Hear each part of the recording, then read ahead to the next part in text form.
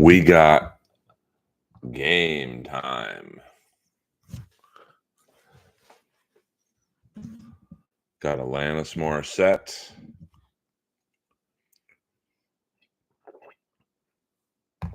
Singing the national anthem. Damn, there's a lot of Oilers jerseys in the crowd. Here comes the American national anthem.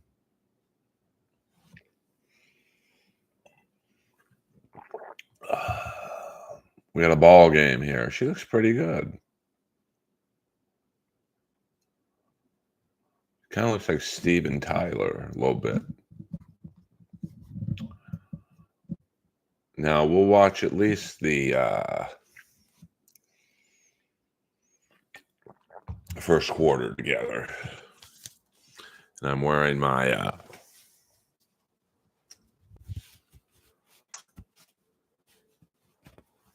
Val James Buffalo Sabres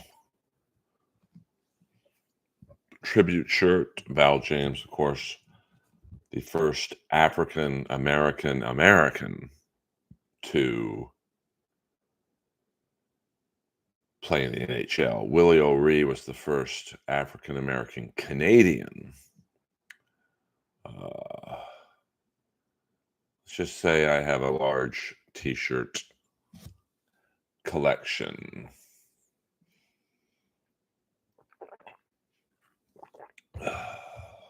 All right. I mean, I did say about 2 weeks ago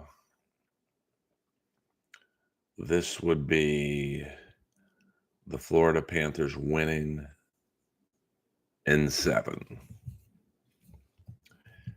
That prediction was not looking good when the Panthers were up 3-0. Either way, we will see a Stanley. Bobrovsky looks in it. We will see a Stanley Cup champion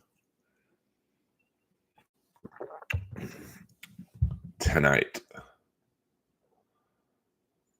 It's rare to see a Florida Panthers game sold out. All right, we've got, oh shit, Roberto Luongo, the guest drummer.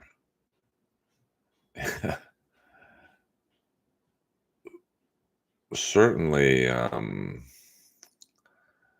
different take than Jack Nicklaus barely able to hit the drum. I got some serious leads on picking up a second contract today. Good luck, Boulder Johnny. I always like to see people in the stream doing well. Got the door open. It might be a little noisier than usual in the Earlverse today because it's so hot. Lois likes to have some cool air in the house. I didn't bet. All right, here we go. Game 7. Oilers win the draw. Bouchard back in his own zone. And Connor Brown with the puck. Like I said, really relies on not who wants it the most. Oh, Jesus. But essentially, who fucks up the least. I think it'll be a great game. I'm sensing an overtime. Oh, Jesus, man. This game's some chances already. It's a little wide open. Panthers are going to need Tkachuk to step it up a little bit. You know, he hasn't played bad, but he hasn't played great. You could feel the nerves in this game. Skinner's played well in games 4 through 7. Yeah, I would say in LA right now, it's probably about 95. That was about close to 5:30 p.m. So, all right, Nurse with the dump in. I'm sure the Panthers are very comfortable. Oh, almost a breakaway there. Reinhardt even with the sound off, man, I can feel the energy. This is gonna be a good game. No, no, it's all right. I don't care about large super chats. Give what you can afford. And if you can't afford anything, you guys know how to help the stream. Hit the like. Oh, Jesus. Sub button. Oh, nice hit there. Notifications. I kind of want to turn the sound up a little bit, but I know that's not the best viewing format for you guys. So far, it's a pretty free-flowing game.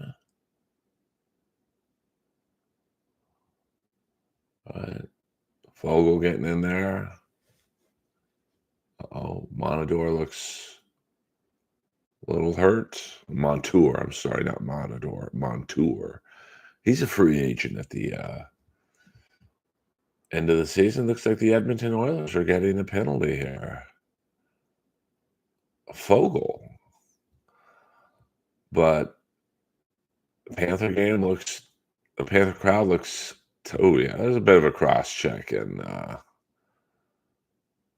the face by Fogel. Can't really argue with that. Yeah, I don't want to do that to you guys. Do you think Cumia shuts down Compound Media this year? I mean, and we can talk. Feel free to talk about other stuff other than hockey. I know doing a stream about hockey is probably not appealing to some of you in terms of Cumia. The thing with Cumia is that he's got money.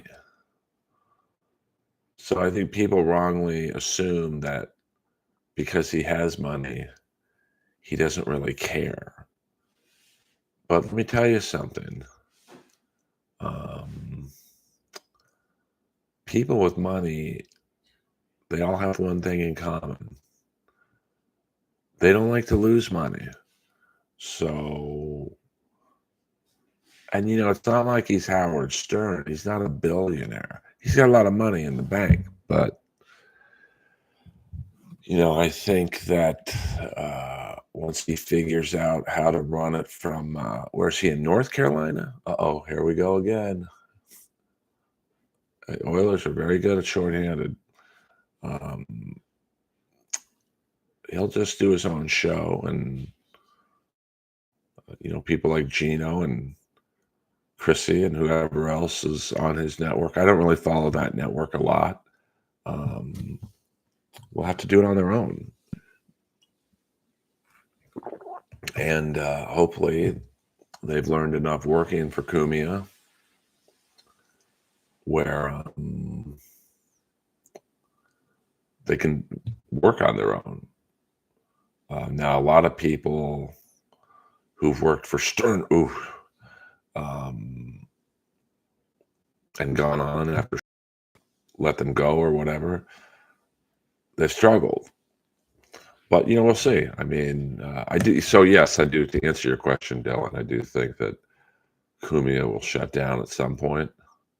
And, oh, my God, here comes another shorthanded chance. Panthers are recovering much better this game. I mean, Game 7 is no joke. You're going to have guys playing defense who don't normally play defense. I don't mean the position. I mean just like you're going to have a guy like Tarasenko playing physical, who normally doesn't play physical. Verhaeghe taking it in. So far, they're not doing the shots. Oh, nice move there by Verhaeghe. He's dipping and diving. Rodriguez. Score the Florida Panthers. We got a goal. Boing. Damn, I want to turn the sound up to hear the noise, but I won't because I'm a fucking pro. I'm a pro. It's 1-0 Edmonton Oilers. Or I'm sorry, Florida Panthers. Carter Verhaeghe in the house.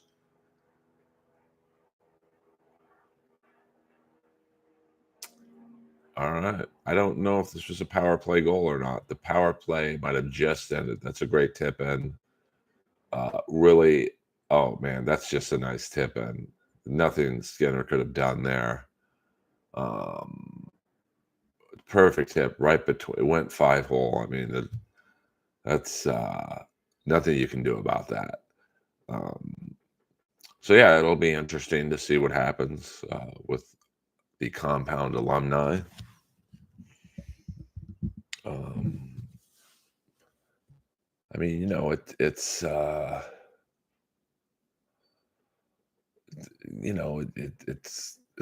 I'm sure they're going to struggle a little bit just because they're going from a situation where all they have to do is essentially, show up in all the studio and whatnot is it's there, and they sit down and someone else hits record, and now they're going to have to figure that out. So it'll be interesting.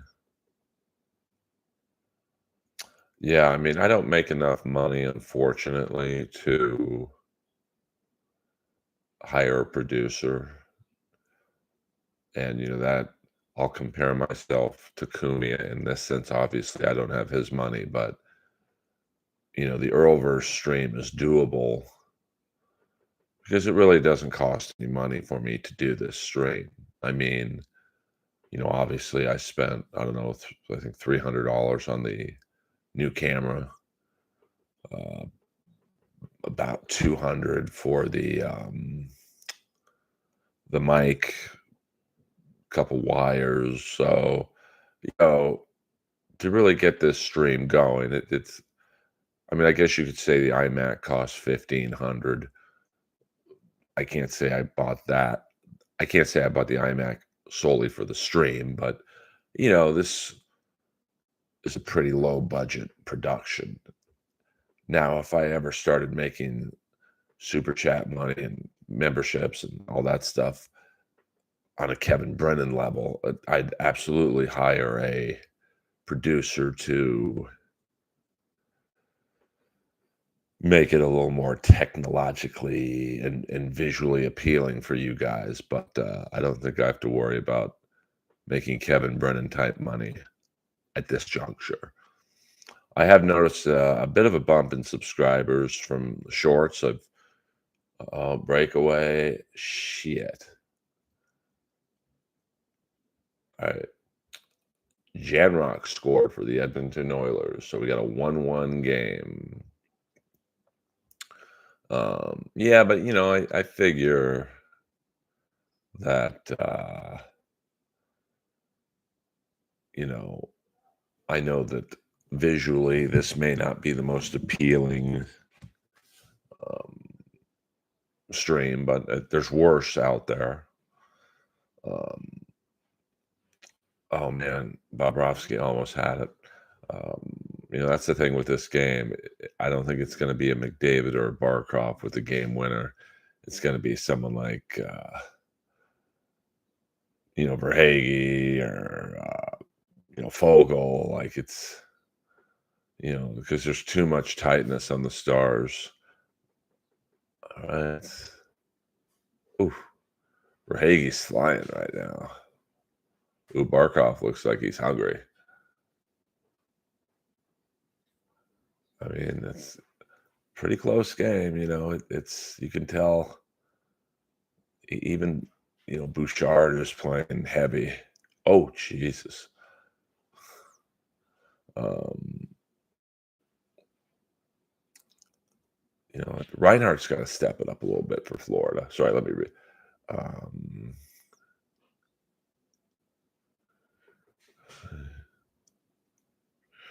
yeah, well, I mean, I don't think a full-time technician would help me. When I move and I'm in a neighborhood, it's fiber optic and whatnot. I think that that would be beneficial. I mean, I even asked. Oh, today there was a Time Warner guy on working on someone else's home. I'm like, hey, you guys still can't get fiber optic in this neighborhood? He's like, nope. So picture wise, this is as good as it's going to look for me until I frankly just move somewhere else. Um, you can move until you can't move until someone offers you 10 million. Well, no, I'm not moving anytime soon, to be honest with you. I mean, I looked at a home the other day in the Mar Vista area of Los Angeles. So if you're familiar with LA, we're talking Venice and Sepulveda, Venice and Centinela area. And it's just, this home was 1.1, shade under 1.1. So basically I could do a trade. My unit's been appraised at 1.1 million. That house is a shade under that. So I could probably buy it outright, maybe put 50 to 100 grand in the bank, something in that ballpark. And, but, my square footage in this condo is a shade over 1,800 square feet. It's a pretty big condo. And let's just say I utilize all 1,800 of that square footage. The home, 995 square feet. So I would lose 1,000 square feet. So, that's part of the problem for me to find a home in a neighborhood that's not Watts, that's got close to 2,000 square feet. It's going to be tough. A sugar mom in Calabasas, anything's on the table. Anything's on the table. Oh, I didn't know that, Dylan. I mean, Kanye seems to be a free spirit. Now, speaking of AEW, we've got Forbidden Door coming up this Sunday. I'm excited about that. It's a busy week for interest of Earl. And what I mean by that is we've got, obviously, Game 7 of the Stanley Cup Finals. We've got the NHL Draft this weekend. And we've got free agency July 1st. So it's going to be a lot of moves. I mean, trades, free agent signings, all kinds of rumors about what the Kings are going to do and what they're not going to do. The Kings have, let me see what free agents. I believe the Kings' free agents are Lizotte. God damn, McDavid's. That's not even McDavid. Fogel's skating like McDavid. Lizotte, Grundstrom, Arvidsson, and Matt Roy. Now, it's rumored that they're not going to sign any of those guys. Maybe Grundstrom. But, so they're going to have some holes to fill on July 1st. Now, I think certain guys are available for that fourth line tough guy role. And I don't mean tough guy, but, like a Matt Martin, he's a free agent. Pat Maroon's a free agent. I think Cale Clutterbuck's a free agent. Of course, the Kings have just extended Alex Turcotte. I mean, I'm so old, I remember his dad when he was a pick. And number one, first round pick, Darren Turcotte. And they just extended for 1 year Samuel Fagemo. So you got to figure Turcotte will be the fourth line center if Lizotte doesn't come back. And then you have possibly two openings on that fourth line if Grundstrom doesn't come back. So it's going to be interesting. Thank you, Michael. Yeah, so like when I have a background and when I have a wall behind me, I'll have some cool things hanging, my berry jelly painting, the Kamala picture, my Jack Lambert picture. But until then, we've got Sting, the Ultimate Warrior doll right there. My new Rowdy Roddy Piper doll I picked up for $25 on Melrose. They should draft that player, kick the other player with his blades. Well, the player who died, Michael, was a Los Angeles King, or I should say ex-Los Angeles King prospect. He had played before that team with the Ontario Reign. So, yeah, I don't watch other people's podcasts, AC/DC. Well, I appreciate that, William. And I'm not saying I don't want you guys to not watch it. I just, as a streamer, I don't want to take ideas or anything from other shows. So, Lomberg. Most players would have tried to make a move. Oof, here we go. Panthers looking good. I mean, they're not playing bad. I mean, it's like I said, it's whoever fucks up the least. You got to figure both teams want it. So, I mean, this is for all the marbles. Like Apollo Creed said, there is no tomorrow. Yeah, I mean, obviously, I don't think the guy who did it meant to kill the player, but I've played hockey, ice hockey. It's been a minute, and I don't think the non-ice hockey fan realizes how fucking sharp those blades are. I mean, they are they're Ginsu knives.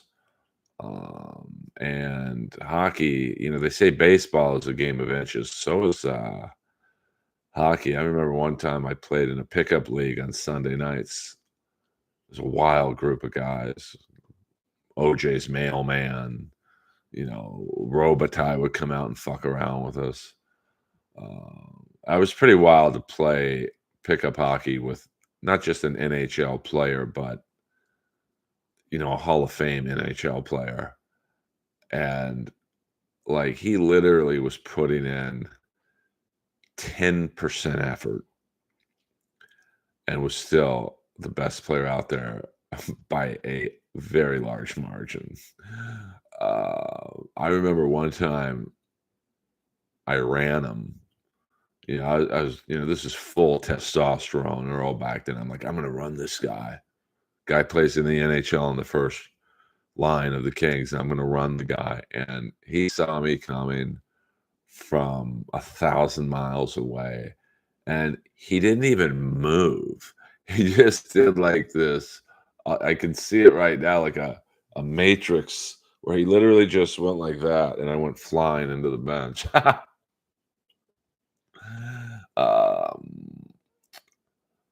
don't. How I know you're gay?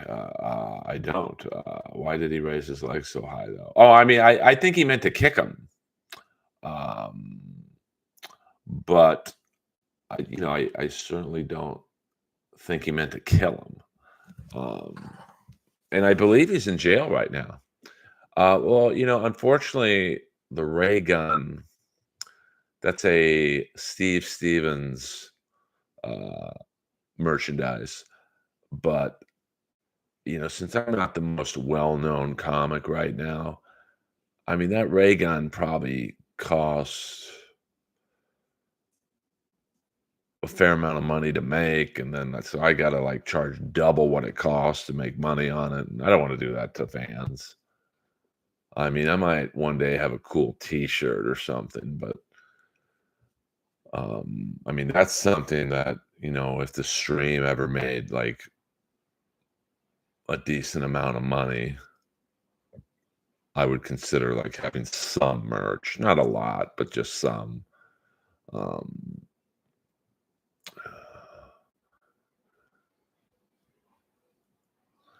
Odin, isn't that a trip though? That guy was the singer in Motley Crue. Yeah, yeah. I mean, I can't think of another item of merchandise I would want to have. A T-shirt would be cool. I think if I had the right design, but we'll see. I'm concentrating most of my effort on the stream shorts and obviously the special. It's funny, I have well, you can kind of see it right there. Steve Stevens, Vince Neil. It's a Japanese tour poster. That's a great band. You not only had Steve Stevens on lead guitar, you also had Dave Marshall on rhythm guitar, who is a great guitar player. He kind of disappeared though. Had Robbie Crane on bass, and I believe Vicky Fox on drums. But that band was a clusterfuck. I think Vicky Fox got kicked out of the band for stealing equipment. And there was even some controversy with, I think, Phil Soussan at one point was on bass, and him and Steve Stevens didn't get along, which I can't imagine because I've met both. They're both great guys. I mean, really nice and chill. But, sometimes people just don't get along. Like you would think me and Jeff Ross would get along. We're roast comics. We're around the same age. It just, So, yeah, Steve Stevens is really, if he played in a different era where maybe he didn't start right around when Van Halen was just fucking uber big. But he is a guitar god. Well, I can't blame that all on Vince, but you got to figure 1991, 92, Vince was probably at the height of his alcoholism. Can you imagine that tour bus and the headaches and the yelling and the arguing and the pussy and all that? Hello, I mean that pussy on that tour bus. I mean, because Vicky Fox was a great looking guy. But even I can acknowledge how good looking Vicky Fox was. And it's not like Steve Stevens is ugly. And, Robbie Crane, of course, he's affectionately known as the bouncing beaner. He's not chopped liver. So, well, yeah, I mean, I think Vince is, let's not forget, he killed a guy drunk driving and served 30 days. 30 days because his lawyer was basically like, hey, man, my client's got a tour coming up. You can't miss it. That's nuts to me. Earl, you ever see or hear Nikki Sixx solo band, Brides of Destruction, Tracy? Yeah, I mean, that's another band that was pretty good. Obviously it never achieved the heights of Motley Crue, but I mean Tracy Guns was great on not Shark Island, but really the first 80s supergroup Contraband, where you had Richard Black of Shark Island as a singer, Cher Peterson from Vixen on bass, and listen to this double guitar attack, maybe the greatest double guitar attack of all time. Tracy Guns and Michael Schenker. And of course, the B-man, the double B-man, Bobby Blotzer on drums. And they didn't last too long. I think, you talk about a band with egos. Yowza. I mean, when Michael Schenker's the most normal guy on the show, on the band, you got some problems. All right, we got 4:36 left to go in the first period. The Oilers are out shooting the Panthers 6-5. 1-1 though. Good game. Tight. It's pretty tight. McDavid's been neutralized pretty good so far.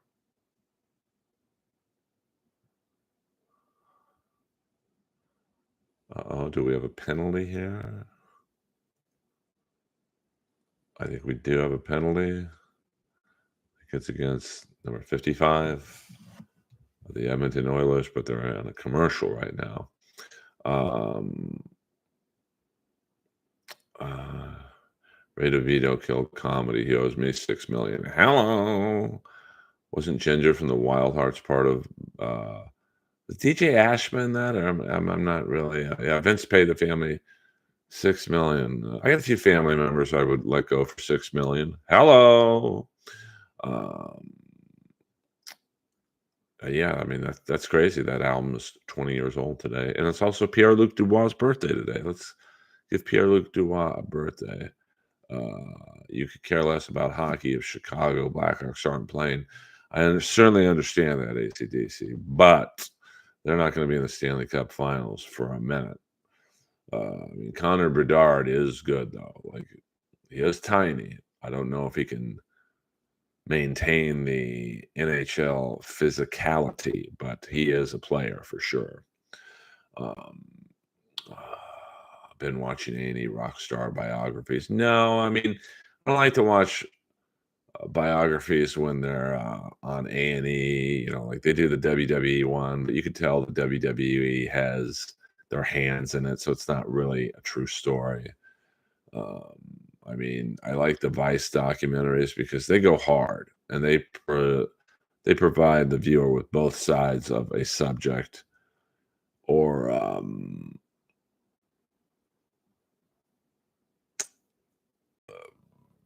they give you the good and the bad. Of course, Netflix has good documentaries. Amazon has a few good documentaries. Probably one of my favorite documentaries was a 25. It was only like 25 minutes on the heavyweight boxer from the late 70s, early 80s, Michael Dokes. Um, Amazon is not somewhere where you think documentaries, but they've got some good ones. This is live. This is live. I don't know if we're going to watch the whole game, but we'll see how the numbers are at the end of the first. I might watch the third period by myself. Maybe we'll watch the first two periods, and I might watch the final period by myself. Good evening. How's your special coming along? You can probably do a TikTok video with your signature hello to gain momentum. I think you said you have a friend who has a lot of followers. I mean, probably the person I'm closest with who has a lot of followers is my ex Chandler, but I don't see her helping me out on the special anytime soon. And most comics aren't going to help another comic with their special, to be honest with you. Lombard. I like that number 94 guy on Florida. I mean, he tries hard. Now, he got the hell off the ice real fast when McDavid was out there. I'm sure the coach was like, get your ass back on this bench. But I'm looking for what's your plan for Thursday night debate. We'll do a review of it because I want to watch it and I want to listen to it. Now, I realize I could turn the volume down to an acceptable level, but I really want to watch it, and then we'll review it. I mean, it's going to, listen, this might be the biggest debate in the history of politics in terms of what it means for the country. That it's really, I don't think a lot of people realize the importance of this debate right now. Maybe Rogan will let you promote it there. He seems to be gracious with that. I mean, I think if someone whispered into his ear, hey, Earl's got a special out, maybe that's what would get me on finally. I mean, I'm going to do the special whether I can get on Rogan or not, but, obviously getting on there is key. It's not, and it's not just getting on there.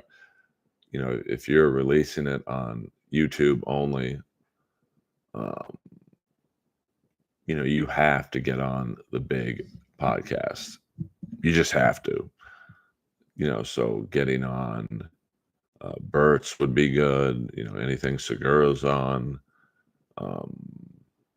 Obviously Rogan's, even Maron's would be great.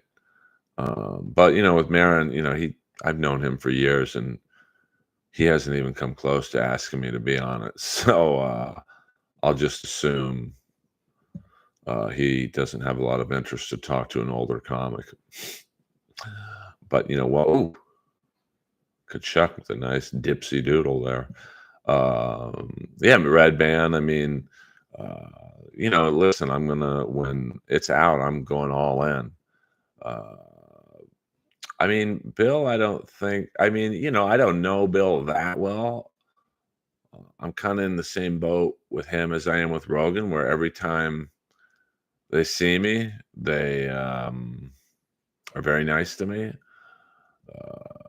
It's really talk a little hockey and high and by. It's nothing of, significance, to be honest with you. But, um, I'm going to ask, I know it's not the best to, oof, ask to be on the bigger podcast because I think bigger podcasts have the attitude, don't call me, I'll call you. But, I was just talking about my special today with someone where it's don't, leave any stone unturned, you know. And I think getting on the bigger podcasts, you get on one, I think the others go, oh, they had Earl on, let's have Earl on. Um, so we'll see. I mean, I don't have to worry about that anytime soon, but I really just wanted to release the commercial. It's just a little tasty to let people know I'm not fucking around. Um, and I think good evening, John Smith. That worked out. I mean, so far the feedback has been very good, and hopefully the special will be the same. All right, we got 5 seconds left to go in the first period. Panthers might get off one shot, and 1-1 in the first. Good first period. Uh, if you don't ask, you're telling yourself no. Yeah, I mean, I'm at but I'm also realistic though. I think maybe if Hinchcliffe put it in Joe's ear, hey, Earl's got a special, he might say, fuck it. Let's have him on. Oh, I didn't know that. I just saw Godfrey Saturday night. Um, um, yeah, I mean, you get one person of significance behind it.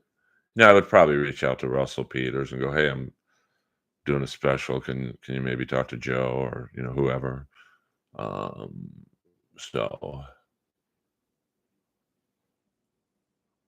so we'll see what happens. I mean, I'm excited. I mean, it's and I think for the most part, I'm very well liked in the LA comedy community. So I think I'd be pretty supported. Right now, it's just finding the venue. It's not as easy as you think it is. Like you think, just shut the fuck up or I'll find the venue. But I want it to be different. There's a million theaters I could do it at, small theaters I could rent. But then it just looks like every other special. So, uncountless ways to rock. Well, I mean, I think, to be honest with you, I'm kind of surprised I haven't been on Joe's show, but, he doesn't owe me anything. And I think I just know it would be a good interview because I make Joe laugh. And I think that I would, Joe would push my buttons because he knows if I can just get Earl to act stupid, it's going to be a good interview. Because I have had some friends of mine go on there and they weren't good on it. It's intimidating. You're sitting in that studio where every famous person in the world has been interviewed, and you don't want to come in too hot because it's Joe's show, so you don't want to upstage him. It's like kind of how I felt when I did Corolla's show. I was kind of quiet the first 10 to 15 minutes because I'm like, okay, he's nice enough to have me on. This is his show. He's the star.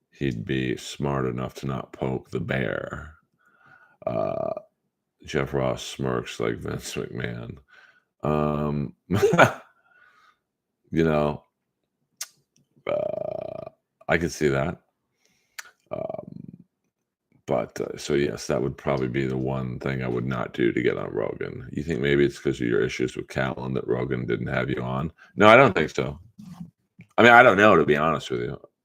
Um, and really, my issues with Callan is they're pretty valid. Like, my one of my best friend's wives accused him of sexual assault. Like, what am I supposed to do? Pal around with him?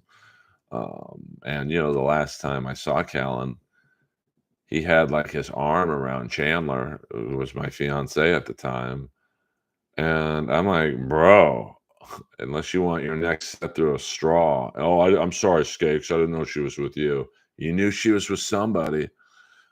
So I don't think that's the reason. But maybe it is. I don't know.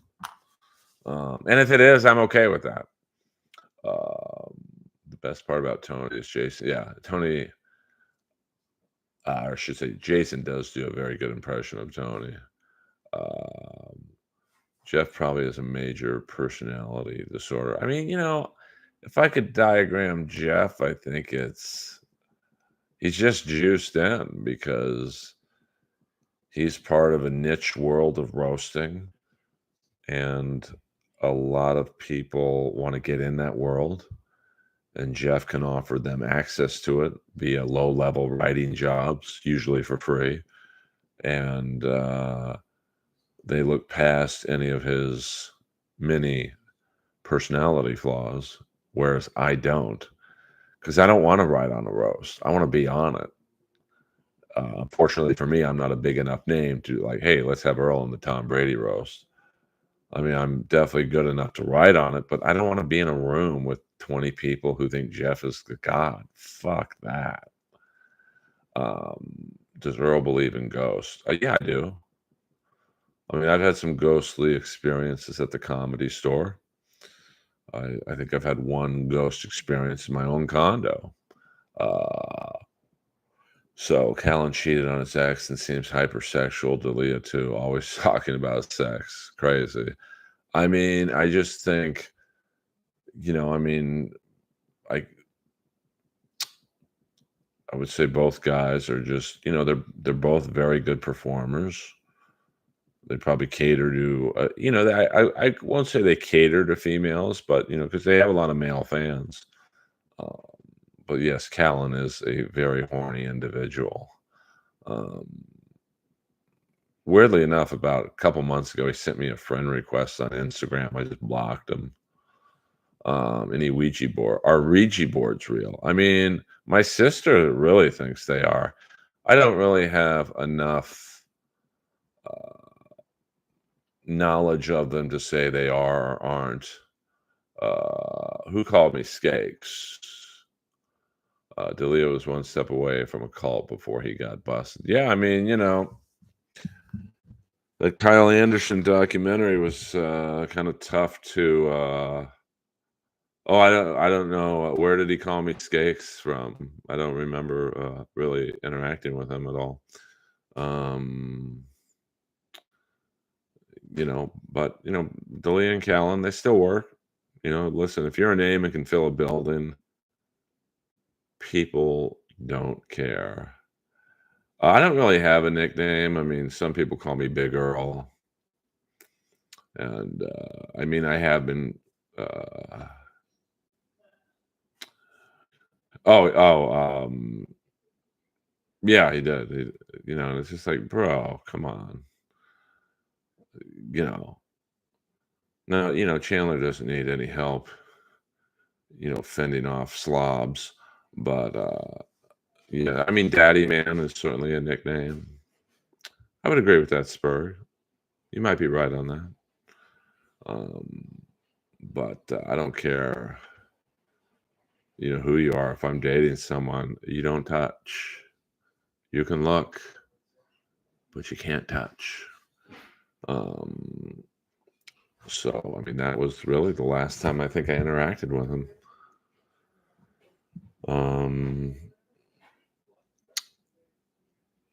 So, I think we both can live without dealing with each other. Most comedy clubs will let anyone perform that sells tickets. They're just looking to sell chicken nuggets and espresso martinis. Yeah. I just got back. Okay, hold on, folks. No, I'm on a stream, but you didn't. Wait, so too late. No, it's all right. Let's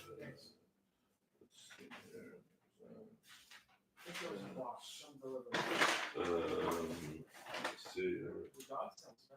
Yeah, she's doing better. She's. Yeah, it's not that heavy. Oh, no problem. Well,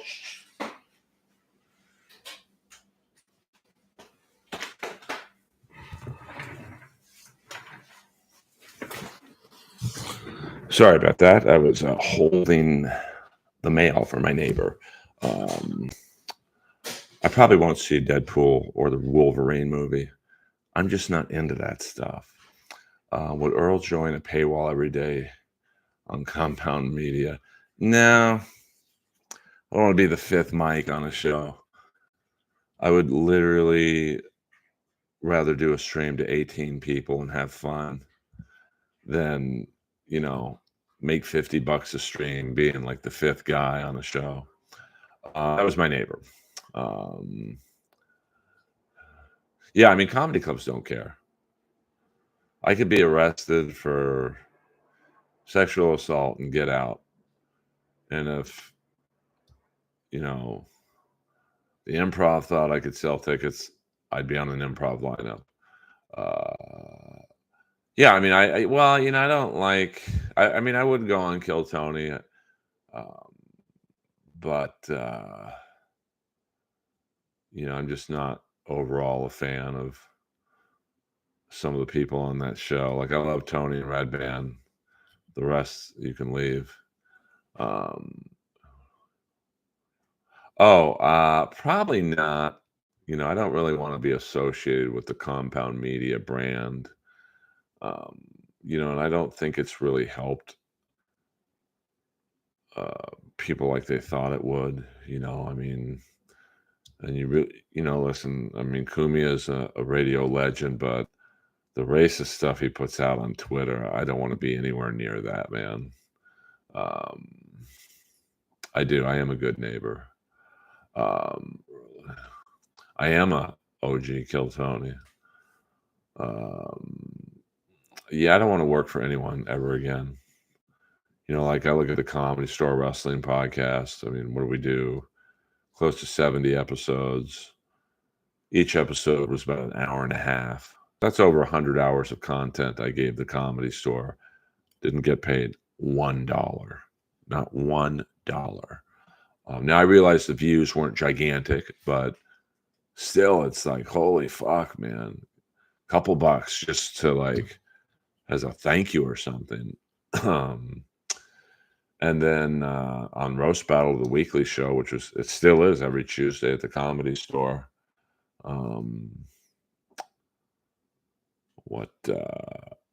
5 years. Didn't get paid $1. And that show sold tickets every week. It was sold out every week. Now, I'm not saying I wanted thousands of dollars, but like, you think $50 a week is more than enough, especially given my role on the show. So I would much rather do the Earlverse stream. Hit the like button, please, and take it from there. And,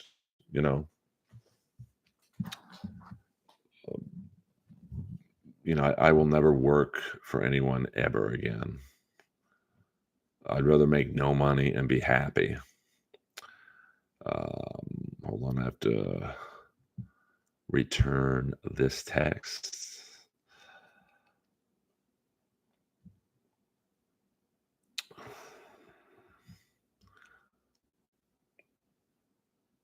I don't have a producer, so I've got to do this on my own. But I appreciate you guys. Do you have any comedy condo stories from the road? Not really. Hold on, let me just type this text back.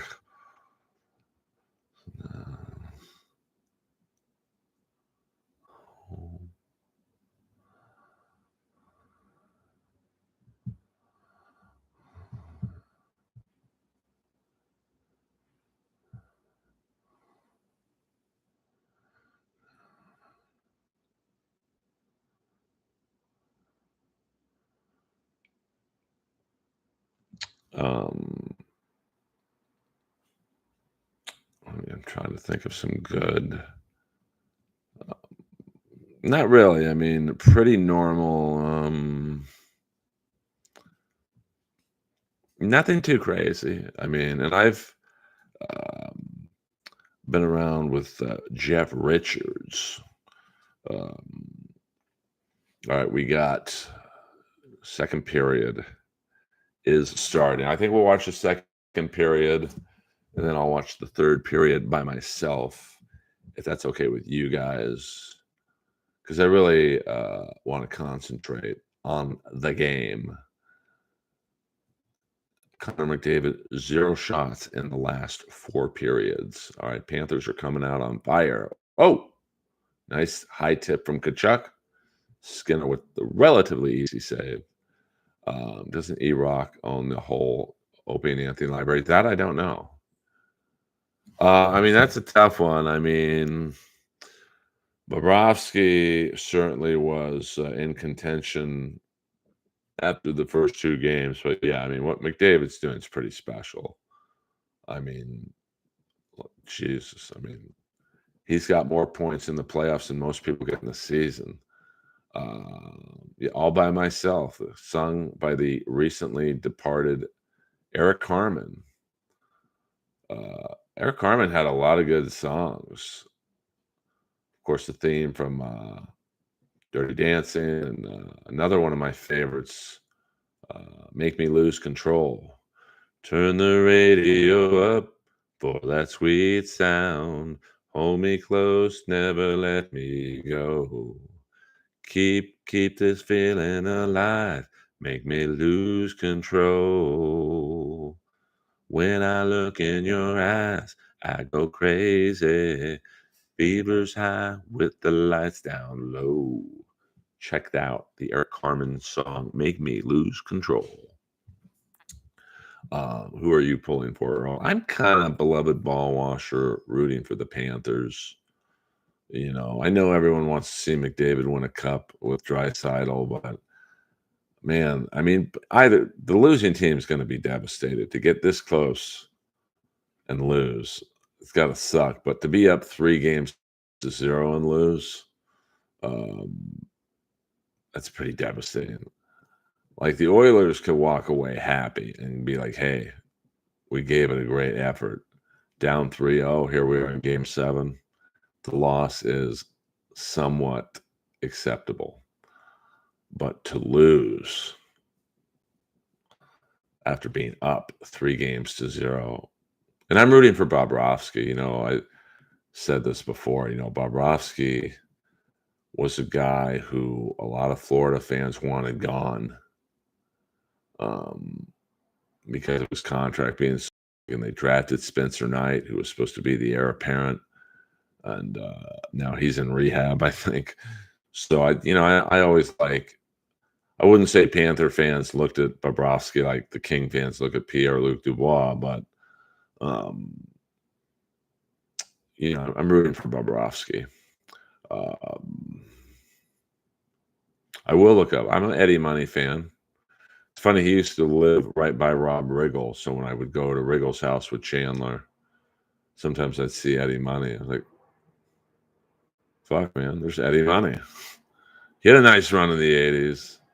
I think my favorite Eddie Money song is trying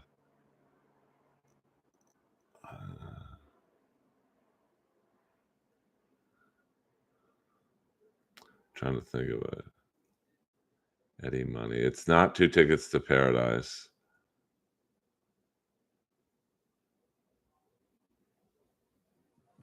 Now I have ADD. This is where my ADD is kicking in. Let me go on Spotify and look up Eddie Money. I can hear the melody in my head, but let's look up Eddie Money here.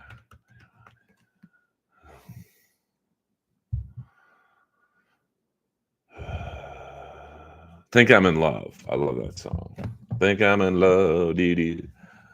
Baby. All right, hold on.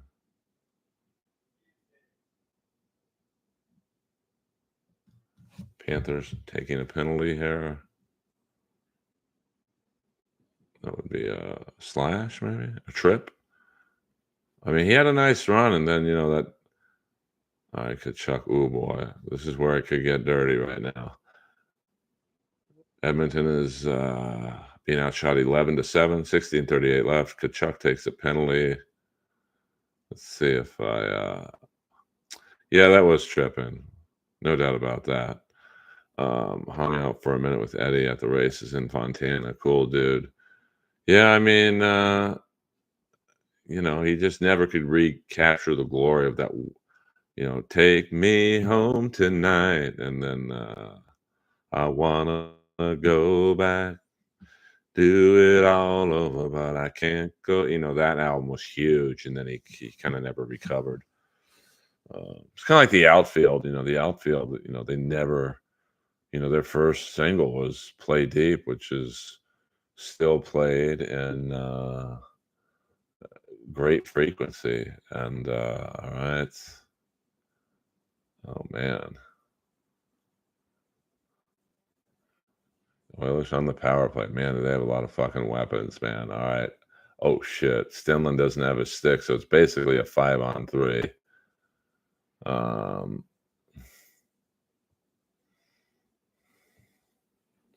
Hold on, Bowler Johnny. I see that super chat, but I'm nervous right now. Bouchard, they're just loading up Bouchard at the point. Oh, Jesus, that was close. That was close. It's still basically a 5-on-3. Stenlund doesn't have a stick. I tell you, if there's a power play in the league, you don't want to not have your stick to full use. It's the Edmonton Oilers, Here comes McDavid over to Draisaitl. Back out to Bouchard. Bouchard back to McDavid. McDavid back out to Bouchard. Bouchard to Draisaitl. Out to McDavid. Back to Draisaitl. Get that fucking puck out of there. God damn it. McDavid at the point gives it over to Bouchard. Over to Draisaitl. Draisaitl in the circle. McDavid directing traffic. Bouchard at the top. Gives it to McDavid. McDavid speed. Trying to give it to Hyman. Woo! I definitely got to watch the third period on my own, man. Boulder Johnny, $2. Do you think Piven's writers lobby for credits? No.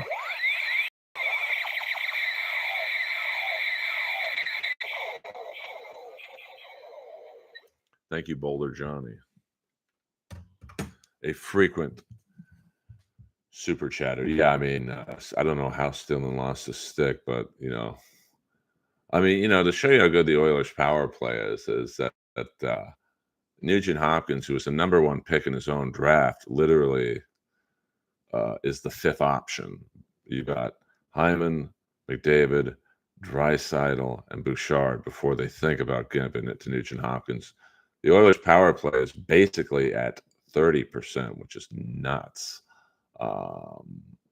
Yeah, I mean, I don't think. I mean, where are they going to get credit for? Who's hotter, Ivanka Trump or Stephanie McMahon? Both are kind of I mean, I don't have a type per se, but damn, McDavid just dangled between 3 guys like it was nothing. All right, we got 11 seconds left to go. Bouchard gives it to McDavid. McDavid winding up for some speed. Nice save there by Bobrovsky. And the Panthers, they survive. I like Ivanka Trump. She's got big tits. Stephanie has big tits. Now, I've dated women who don't have big tits, but, I guess you'd say I'm a boob guy. That was a very nice save by Bobrovsky. Looks like he's back to his normal self. So we got 14 minutes and 38 seconds left. The game is tied 1-1. Shots virtually identical, with the Panthers ahead in that category by 11 shots to 10. I mean, we got a game here, boys. I mean, I did say my prediction was before this game, Panthers in overtime. And Bobrovsky, you could just tell he's got good body language. He looks good. You can definitely tell the games where he's not feeling it. He looks like he's not on his game. You could see it. He's like, "Fuck you guys. I'm a brick wall tonight." But Skinner's playing good too, you know. Skinner doesn't get the credit. He's not the sexiest fucking goaltender, but Skinner is, I think, from games 4 to 7, 10-0. So he's good under pressure. You know, you might not. By the way, before this escapes me, the Ottawa Senators have traded for the Boston Bruins goaltender Ullmark. And they get back a nice haul. Kostelic, a first-round pick, and Jonas Korpisalo, who was the Kings goalie last year. So big trade today. And now it was rumored that in season the Kings had offered Pierre-Luc Dubois to Boston for Ullmark, and Ullmark did not want to come to Los Angeles. So they've made a correction in the shots. The Oilers have 9 shots. The Florida Panthers have 11. McDavid's dialed in, which is scary, but great game. I mean, this is, hopefully good for hockey and American television, although the Panthers aren't exactly the biggest market. I'm sure the league every year wants Los Angeles and the Rangers to go 7 games. The 99 is out there probably rooting. Yeah, I mean, I don't blame them for rooting for the Oilers. We're at an hour and 6 minutes here, hour and 7 minutes here in the Earlverse. 13 people watching, 13 likes. So if you have not hit the like button, please do so. Hit the sub button, the notification button. Do whatever you can to make the Earlverse. Notice how we haven't talked about the Dabbleverse for an hour and 7 minutes. See how friendly it is in here? Earl, if you and me fought Tom Wilson at the same time, could we beat his ass? Probably not. He's a pretty tough dude. I mean, he's probably the best fighter in the league. Now, I do think they should make a rule next year that if you get into a fight and you square off, you got to take your shield off. Like, there's got to be a way where they could have a flip button because, I've punched a shield before and it sucks. So, and I don't think it's fair that, like Ryan Reeves doesn't wear a shield. So when he squares off against, say, Matt Rempe, the first 15 seconds of the fight, he's trying to get the helmet off so he doesn't break his hand on the fucking shield. And I think, anyone who plays with a visor like Tom Wilson, there's just an extra bit of confidence they have knowing that, hey, even if I get hit, I'm not going to feel it. They're going to hit the shield. But that's my hot take of the day. Yeah, I mean, Edmonton, there's really nothing to do up there. I think I just saw 2 friends on a commercial. Let me see if that was my friend Sophie on a commercial.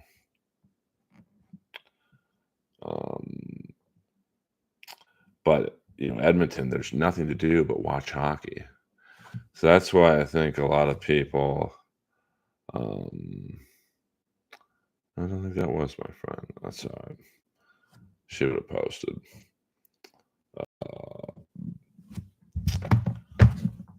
So that's why I think a lot of players, it's a great hockey town, but man, they probably literally can't go to the gas station without having the guy behind the counter ask for an autograph. Which is why I think a guy like Dubois loves playing in LA because he can make his $8.5 million. He could go to any store in the world in LA and no one would bother him.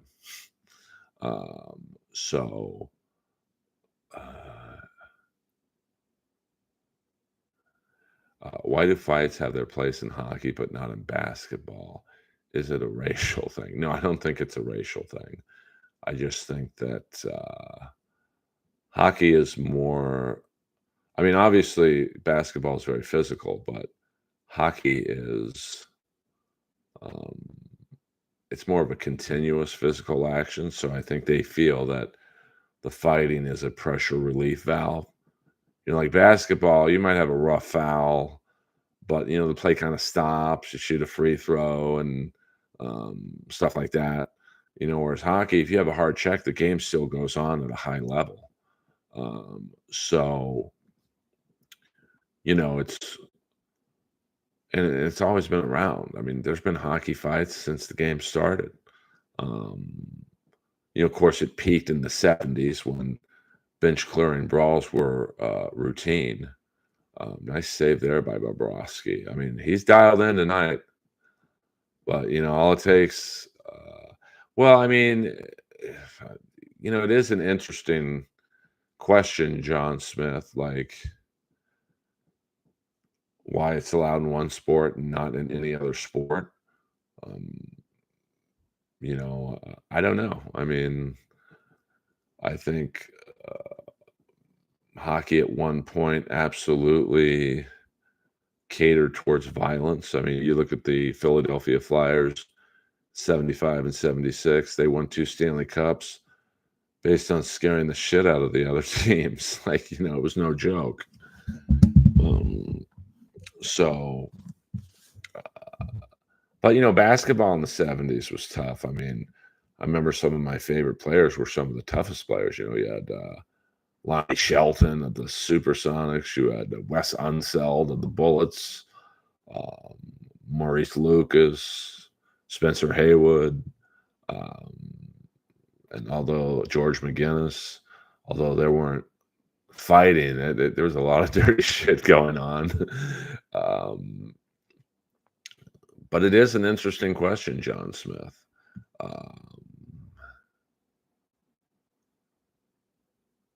Has it ever been a Canadian thing more? No, I mean, I think there's been some great American fighters.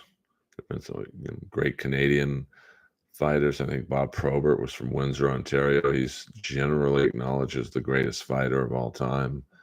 I think Joey Kosa's from Saskatchewan. In general, he's probably considered the most feared fighter of all time. Even also more than Probert, because Probert, the worst you could get out of a fight with Probert is a broken nose, which to a hockey player is fucking nothing. But Kosa could hurt you. Like, he could detach your fucking orbital bone. I mean, I remember once he hit not Larry Playfair, but Larry Playfair's brother, Jim Playfair. And he got to the penalty box and he looked down at his hand, and Jim Playfair's teeth were in his knuckles. That's how hard he hit. And Jim Playfair didn't have dentures. He literally knocked his teeth out. Okay. We got a little scrum behind the net. I mean, you're fighting for every square inch tonight, baby. McDavid with a nice steal. Comes Ekholm, holds it in. I mean, even McDavid's playing physical tonight. And he's certainly by no stretch a wimpy player, but he is, everyone's playing physical tonight.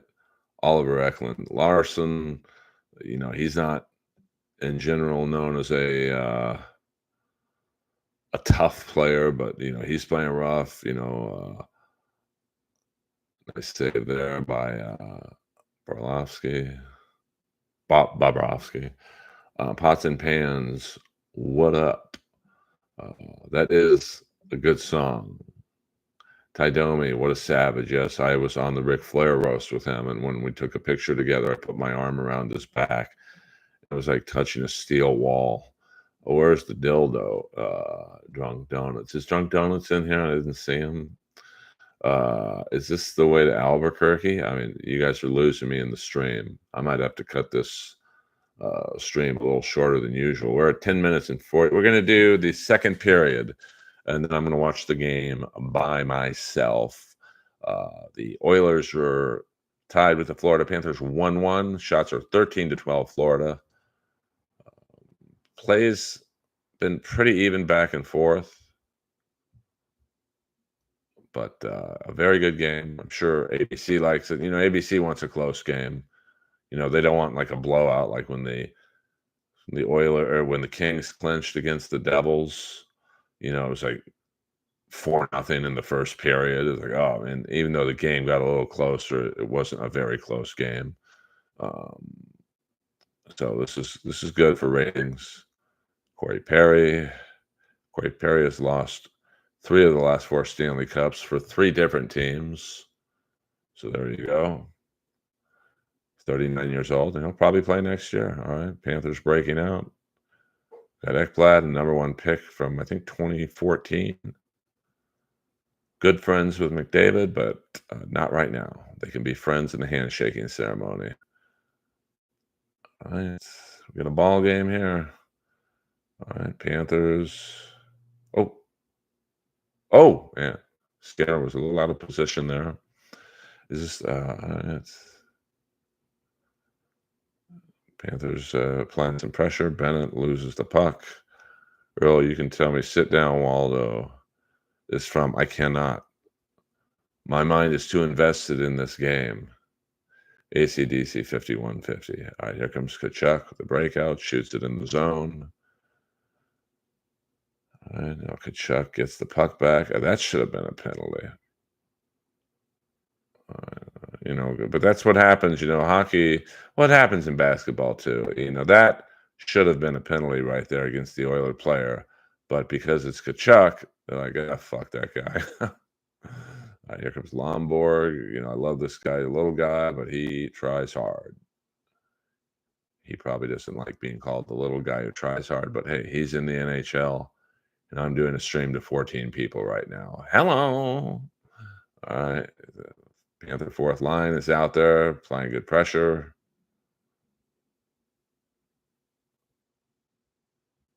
All right. 8 minutes and 30 seconds left. We got a ball game here. So thank you guys for tuning in. Hot for Teacher Van Halen video. Oh, okay. I see what you're saying. I mean, my mind's not right. Sit down, Waldo. Oh man, I think that clock is running slow. I used to train that girl in about 1987 at Family Fitness in Beverly Hills. So she was very cool. Still hot. I believe she was in. I think I was training her for the. She had a very small role in the Charlie Sheen, D.B. Sweeney movie, No Man's Land, which had some fantastic character actors in it, including the great Bill Duke as Malcolm, the owner of the mechanics joint where D.B. Sweeney was a FBI undercover. Beautiful girl in that movie. I forget her name, but she was hot. Yes, I am sniping NHL hockey. I will snipe NHL hockey. Absolutely. Corey Perry causing some trouble in front of the Panthers net. But I cannot show the game. That would be illegal. All right. This game's tight, man. Like, it is a jungle out there. All right. Munch 24/7. Bill Duke is great. He also comes out to a fair amount of comedy shows. I am a big Bill Duke fan. I met him once at my gym, Sports Connection. He's very nice. And he talks just like he did in Predator. Like he was walking out to his car. I'm like, hey, Mr. Duke, I'm a huge fan. He just looks at me and he's huge. He's like, thanks a lot. Oh, thank you. I thought he was FBI. I love No Man's Land. And a lot of it was filmed right above my street on Sunset Plaza. Like when they stole the Porsche from the valet, that was all done about a 1/10 of a mile from my house. But some great character actors in that. Of course, the blonde, skinny kid from summer school, and a couple other character actors who I don't know their names, but they're the typical, their face. And oh, Jesus. All right, here comes Evan Rodriguez.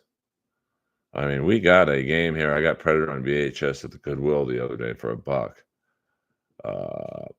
I mean, from what I remember, and I haven't seen No Man's Land in a minute.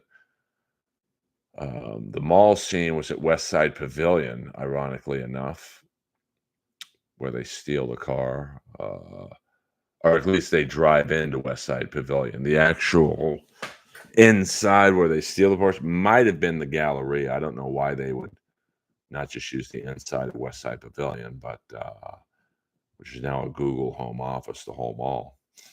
Um, and then there might have been a scene on Melrose.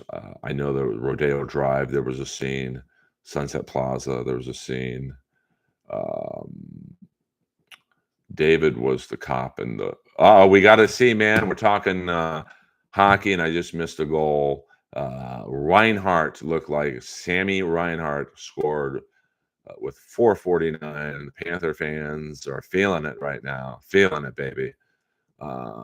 78 miles an hour a shot.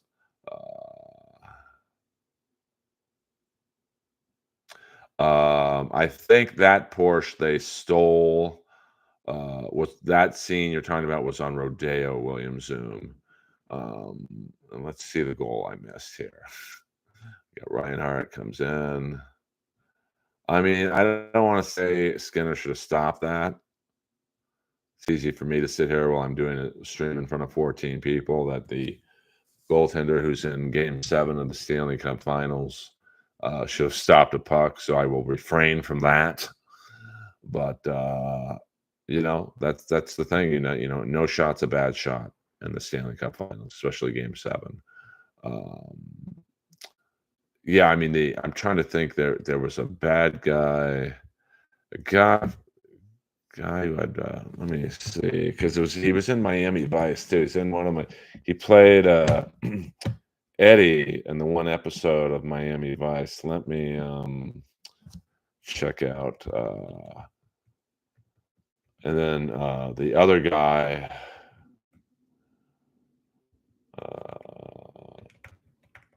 With the mustache and No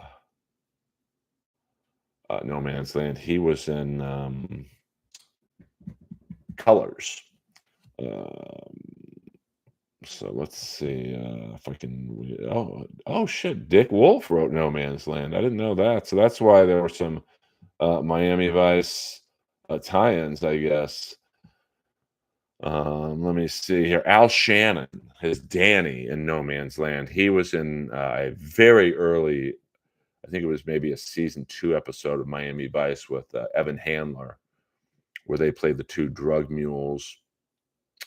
Let me see if I can get the guy who had the mustache. Not Randy Quaid, but let me see. All cast and crew. Damn, I didn't know Dick Wolf did that movie. Yes.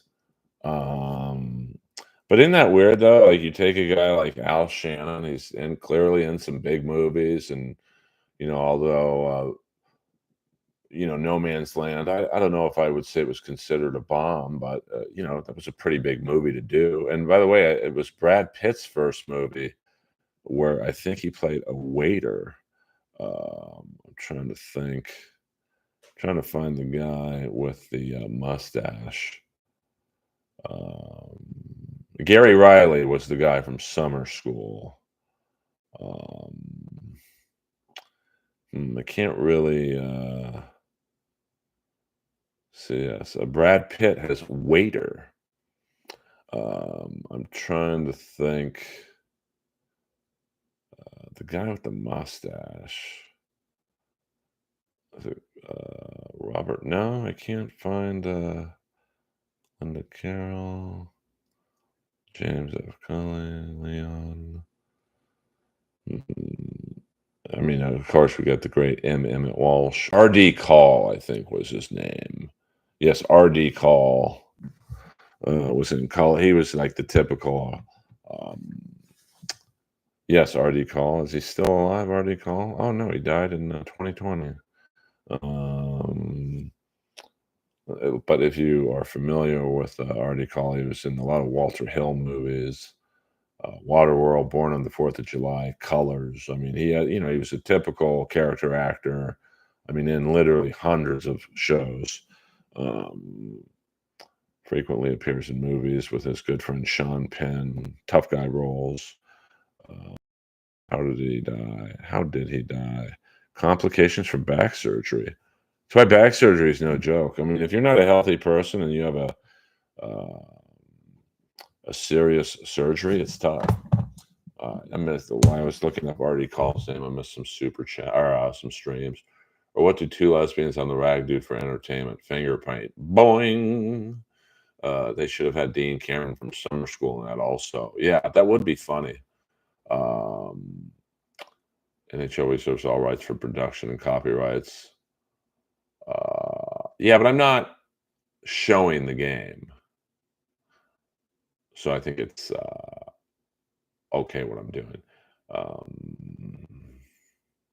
Brad Pitt went right from No Man's Land to 21 Jump Street. But isn't that funny, though? Like Brad Pitt, one of the biggest actors of all time, literally got his start in a movie with Charlie Sheen where he didn't even have a speaking part. And I think I read some interview where he said he almost got fired because he tried to squeeze in an ad lib line. And the producer was like, "What the fuck are you doing? Just play the waiter, you schmuck." We got 3 minutes and 20 seconds left to go in the game. It's 2-1 Florida Panthers. Panthers just scoring on a goal from Sam Reinhart. I don't want to necessarily say that Skinner should have stopped it, but you know that will be every goal is going to be scrutinized there. And but either way, Skinner can be very proud of himself for his performance. And we still got a game here. I mean, it's Panther fans seem pretty good so far. I mean, I've got the sound down, but I could tell. It's like when the Kings play Detroit at Crypto.com. It sounds like it's a fucking Red Wing game. There's so many Detroit fans. All right. Oh, nice play there. Bennett. We got the Panthers' #1 line out. Kachuk, Bennett, and Rodriguez. Montour with the puck. 2 minutes and 22 seconds left to go. This is the defensive pairing. If you're Florida, ooh, nice check there. If you're Florida, this is the defensive pairing you want to take advantage of. Nurse is a turnover machine. 2 minutes left to go in the second period. We got a ball game here, boys. Yeah, I mean, it's funny that some roles you take in, the beginning of your career. I was in Hot Girls and Earl. Imagine if I ever made it big. That's the first thing. If I ever go on a talk show that's going to be shown. Uh-oh. Panthers putting some pressure on. Verhaeghe gets out of the zone. Now the Panthers. All right. Nice save there by Skinner. 1 minute and 24 seconds left. Panthers are out shooting the Edmonton Oilers 18-14. And this is what Game 7's all about, baby dolls. Brennan having hernia surgery next month. I told him that's how Ann Hernandez's dad died. I mean, Kevin, I don't know if you know what his health protocols are. He seems on the surface relatively healthy for a guy who's mid-60s, but he rides his bike a lot, so that's probably good. I mean,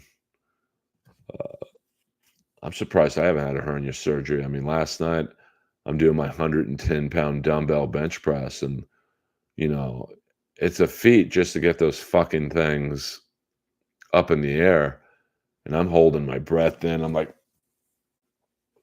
but I got it up. It's been a minute since I've seen True Romance. Been a minute. I might have to revisit that one at some point. Is it worth it, AJS being an extra? I mean, you got to start out somewhere. I mean, it's a pretty thankless job. I mean, I know on I'm Dying Up Here, I felt so bad for the extras, man, because they had to sit in a hot comedy club. I mean, I don't know what it looked like on TV, but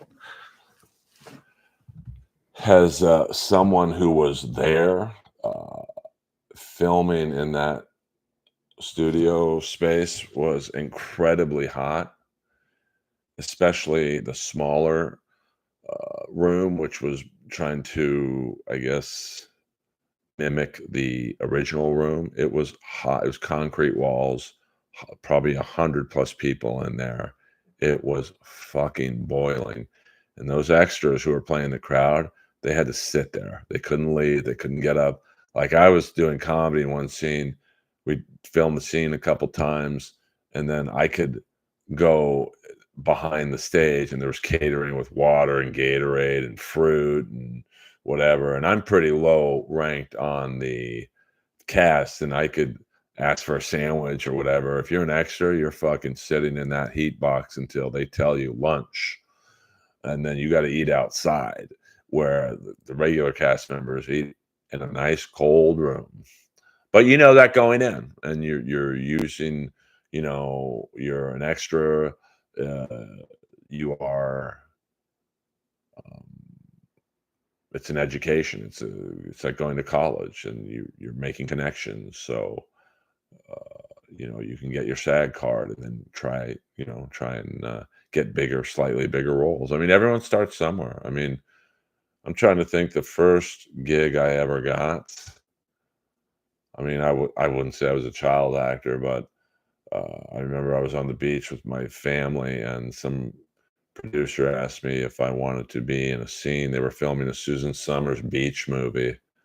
Um, and they needed a kid to run across the camera or whatever.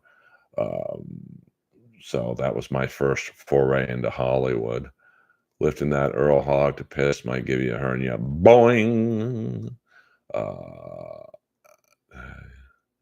yeah, I mean, I'm gonna have to see True Romance again. I recall it being a good movie. Now, a lot of people don't know this. Dennis Hooper, that's his name, right? Hopper, Dennis Hopper, um, in the Miami Vice. See, he was supposed to be the character of Hank Weldon in the Miami Vice episode, uh, Out Where the Buses Run, and instead that role went to Bruce McGill. And I can't see anyone in that role other than Bruce McGill, but I could see Dennis Hopper doing it. All right, we got 6.2 seconds left, and then we're going to end the stream. I must walk Lois and get a Gatorade. And I don't know why I said Dennis Hopper, Dennis Hooper, Dennis Hooper, Dennis Hopper. I'd like to thank the super chatters, the fan funders, the tippers, the great Boulder Johnny. Um, thank you very much. I appreciate it. And thank you to the rest of you guys. All right. Third period, 2-1. We got a ball game here, boys. So we probably will do a stream tomorrow after yoga. Panthers leading after 2 periods are 68-0-4 in their last 72 games. Now that don't mean shit. And this is it, baby. So enjoy the third period, everyone. Third period's going to be the real deal. I think we got about 18 minutes before it starts. So go to the bathroom, take a dump, whatever, and then there we go. We got my boy Steve Levy, Mark Messier, 6-time Stanley Cup champion. I mean, most guys don't even get to a Stanley Cup Finals. This motherfucker won 6. And PK Subban is like the opposite. He got to 1 final in 2017. So check out I think I released 3 shorts today, one including the voice of Ralphie May. I've been putting out some more videos, definitely concentrating on the shorts. So let's pump those up if you can. Hit the like button, subscribe. You know the deal. And we will do a stream tomorrow night, probably around 7:30 p.m. This has been the Earlverse Stanley Cup Final Live Watch Edition. You guys are the Earl Warriors. You keep the fight worth it. Um, and I appreciate it. I know you have many streaming options at this time. And, it's constant streaming, especially on a Monday. You got Melton and Shuley at 6 a.m. You got Chad. You got Brennan. You got, I think, Shuley and Levy do something around the 4 to 5 p.m. hour. You got Ray DeVito. You got Pat Dixon on Rumble. I appreciate the small number of you guys being Earl soldiers. The fight will be worth it when you guys see the special, and you will realize that your years of support have not gone in vain. And Earl Skakel is your fearless leader. And let's not forget, Thursday night we'll do a post-debate show. Earl Skakel over now.